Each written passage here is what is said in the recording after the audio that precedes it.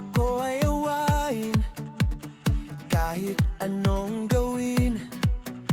Mga negatibong panalangin sa akin ay ibinabato pa rin.